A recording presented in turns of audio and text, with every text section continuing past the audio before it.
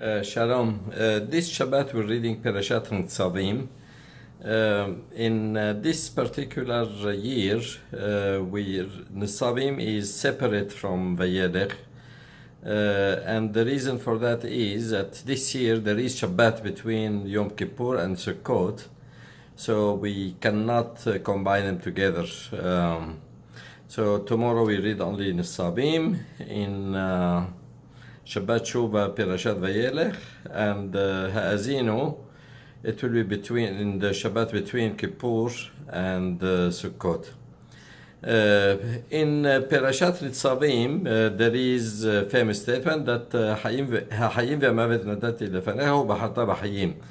The concept of free choice or free will in Judaism comes from this parasha, and this is extremely important principle in Judaism.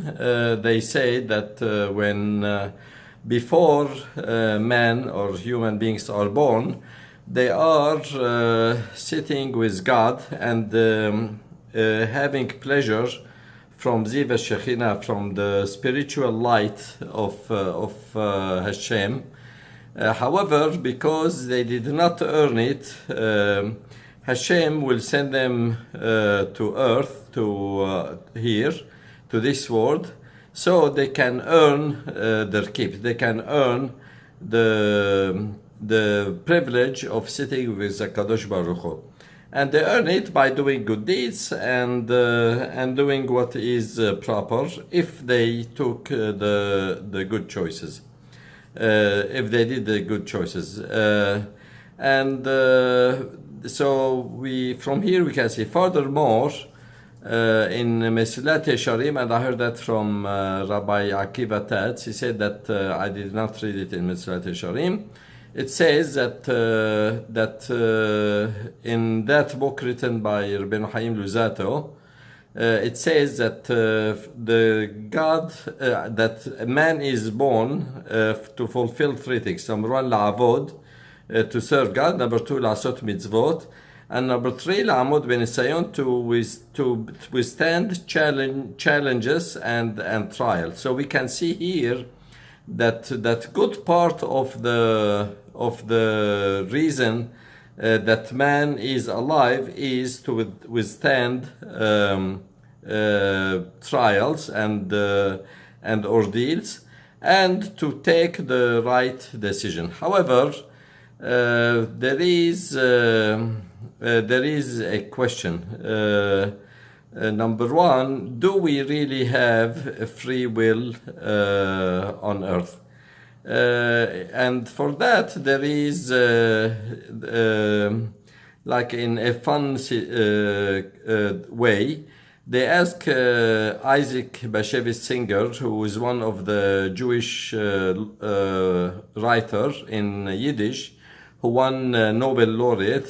He was asked one time if he believes in free choice. He told them, "Of course I believe. Do I have a choice?" So here there is like a question mark that contradiction, but it is so deep and so compelling.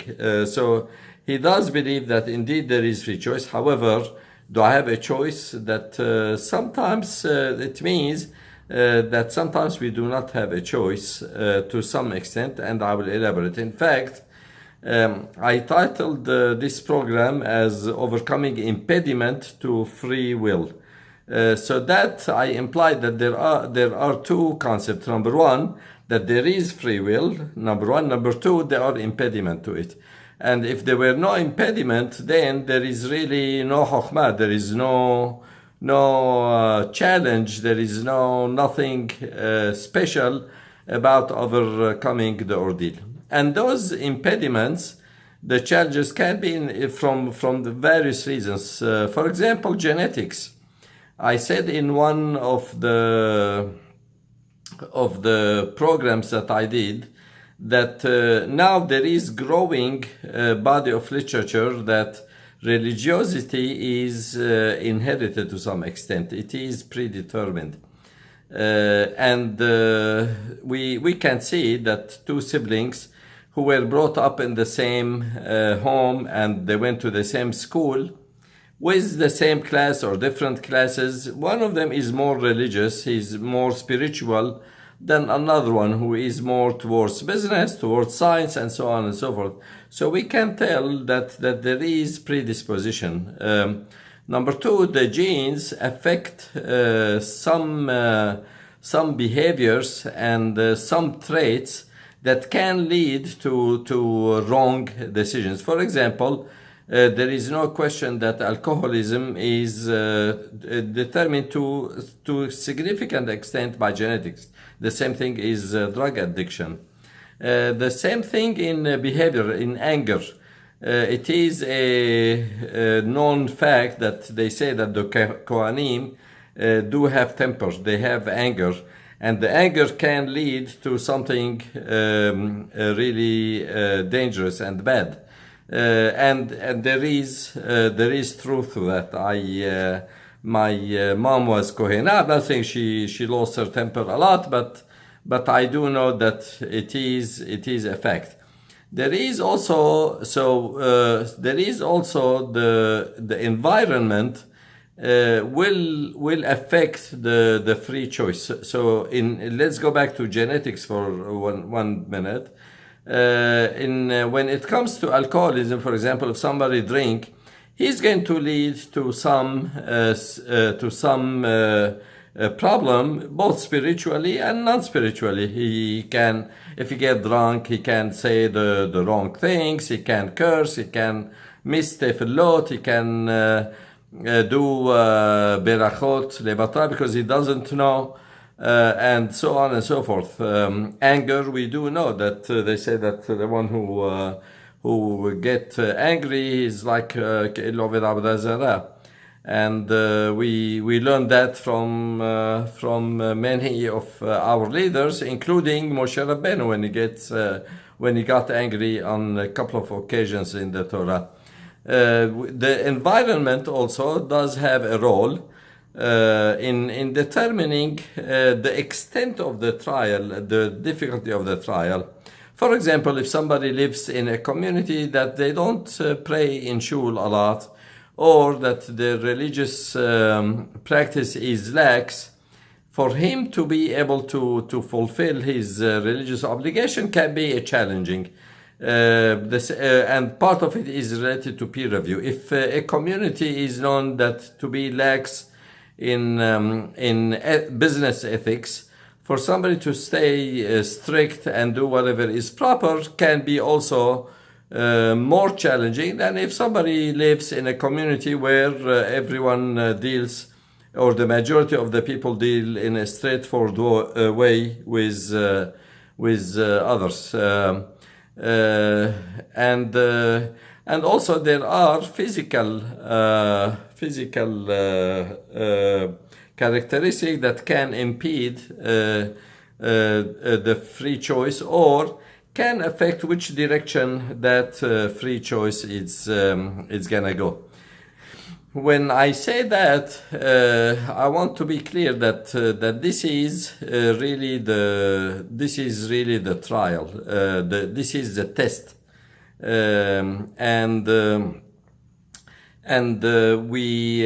it is not just like it is in like the medical world. For example, if somebody has hemophilia, which is also hereditary determined, hemophilia is a blood disorder where somebody can bleed a lot, and he has a choice to pick up football as his sport of choice, or to pick up something that is easier. So here this is indeed בחרה between, it is a choice between life or death. And if somebody, a woman who does have the genes of cancer of the breast, BRCA 1 and 2, and she chose not to bother doing mammogram as recommended, and then this is really, of course, choice between life and death. The same thing in the gastrointestinal tract. If somebody has colon disease called familial polyposis, and he doesn't check it frequently to make sure that it's not going to develop into cancer and take care of that right away, it is bahira, between life and death. The same thing if for colon cancer in general. We do know that gastric cancer is more common in people who have certain blood group. So here we can see that there is bahira, and in the spiritual world it is not as less important as it is in the spiritual field. So now there is question, and that is, we do know that Hakadosh Baruch Hu Hashem knows how we're gonna react, how our response is gonna be to a certain challenge that he puts in front of us, or that we encounter. So does that mean that we don't have the free choice? And in fact, a lot of people grappled with that a lot, and I do not believe it is a question that suppose that I decided to do something haram in another 10 years. I'm going to do the wrong choice. I mean, Hashem, he knows that because he knows how I'm going to behave. So that means that my behavior and the way I acted and I chose between the two scenarios that they were put in front of me, that this is what I'm going to choose. It doesn't mean that I don't have bahira. It means it does not contradict at all the free choice of mine. And at this point, I want to make a clarification about preference and free choice or free will. For example, if I like to drink Grey Goose versus Tito, this is not really a choice. It is question of preference. If I like Chardonnay instead of Manischewitz, it's question of preference.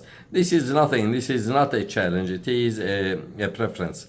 When the real challenge is when I have two choices, difficult one. That's where the two armies face each other. The front line. That is when the choice will. That is when free choice will manifest itself. We need to understand that free will can be tremendous asset. In fact, I read an article in this regard written by Rabbi Noah Weinberg, who established Esha Torah, which is he started with 6 students, and now it is an institution that it works on many continents. He did say, he gave a very beautiful example. He said that there is a very poor guy, homeless. He has nothing. He search garbage baskets to find the food to eat, and he push a small cart that has all his belongings. And then somebody that is charitable gave him $1 million. However, he did not tell. He put it in his sack, in his in the car that he pushed. He did not tell him about that. So that fellow man, he lived the life of destitute for the rest of his life, knowing that he is a millionaire. And the Rabbi Weinberg said that having free will and knowing it and appreciating it is tremendous power. And I do believe there is absolutely no question that it will help us when the tire hit the ground. So they say in vernacular, we do know that we have a choice, and this is and we hope that we'll take the real choice, and when we need also to not as far as being affected by the society. Again, this is a challenge that to swim against the current for long period of time is tiring. But the hero, the Gibor, that he is Kobesh et Yisro, to say the Yisrael tell him, oh, you're not any better than everyone else. Everyone does it. So it is okay. Don't be too much Hasid, like Kohelet say, that you have to go there. But while he knows that this is wrong, it is important to win the test and the challenge to say to go against the grain. In fact, the Jews, we are famous for that. In fact, Abraham Abinu, Abri, Iber al-Nahar, he went against the entire paradigm, the entire way of thinking during his time. Everyone was pagan. However, he realized and he told them that this is not correct. It is wrong. He stood alone against everyone else, and Hashem sent him wonderful children, as we know. The same thing is for the past. If somebody has to go against his past, I could be Rasha, I could be wicked in a certain area. It doesn't mean that I have to stay that way. I can change, and we can challenge not only the society, we can also challenge our own. And we have also to distinguish between the body and the soul. We always should favor the soul, because that is really the important. In fact, we say it every single day in Ubalet Sion, Shelo Nigal Rik Velo Neled Lebehera, which means that we hope that Hashem will give us the wisdom so we don't toil for nothing, and that our life should not Neled Lebehera, that we're not born for something that is really irrelevant and not important. And in fact, the good part of the humanity, they spend their life that it's the days and the gift of time that Hashem gave us on earth. It will be they will dispense with it in a non-meaningful way, and no, there is no question that this is the biggest waste ever. And lastly, we have to be aware that we need to try to do our will exactly like Hashem's will. This is what they say in Perkei Avot, that make your wish, your will, like Hashem's will, so He can does His will like your will. But and do not what you wish to do, what your body, your desire, craving for. If you stop that because of Hashem said no, so He will, because each one of us does have people who wish Him ill. He will do your will, not their will. So we can see from here that the free will is absolute when it comes to spirituality. Only when it comes to spirituality, it is the very, very basic tenet in Judaism is Hakol bidei shamayim chutz mirat shamayim, that everything is ordained from heavens except the relationship, the fear of God, other than the spiritual thing. In everything else, it is predetermined. We know that, I mean, somebody can toil a million years to make more money, to stay healthy, and it doesn't work out. And I'm not saying at all that we should not pay attention to that. We should. However, this is in Yad of Hashem, except Shamayim. This is number two.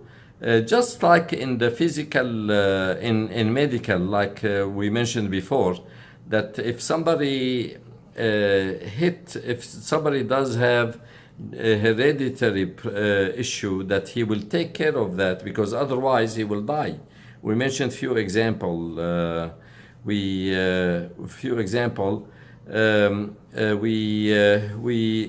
So this is a real challenge. The environment and the genetics are challenge. But however it goes the other way also, when we see somebody who's not doing the right thing, we should understand that he might be coming with a baggage that he can't help it, or it will be too difficult of a challenge for him to do that, and hence he took this particular choice. We cannot judge him. Only Hashem is the ultimate judge, and he knows he take all the things in consideration, and he judges accordingly.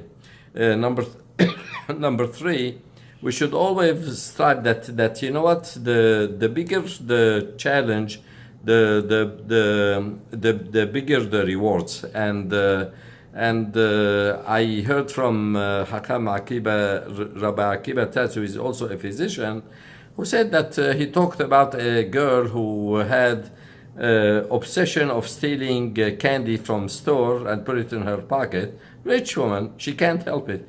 He said that when after 120 years he was going to go to Shamayim, and they told him, somebody mentioned that if he tell them that, you know what, I didn't steal candy from the supermarket, they say, oh, that's very impressive. Come sit in the mechitza of the biggest Shamayim. Of course not, because it's not his challenge. Everyone has his own set of challenge, and he should realize that this is my challenge, and the way I'm going to take my choice will determine if I'm going to stand that challenge or no.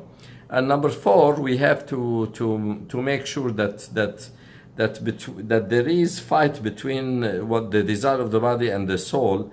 We should align ourselves with the soul. With that, we guarantee both the health of the soul and the health of the body itself. And always we should strive that our will should be in concordance with God's will. So now we are standing here before Rosh Hashanah. This is the last Shabbat of the year.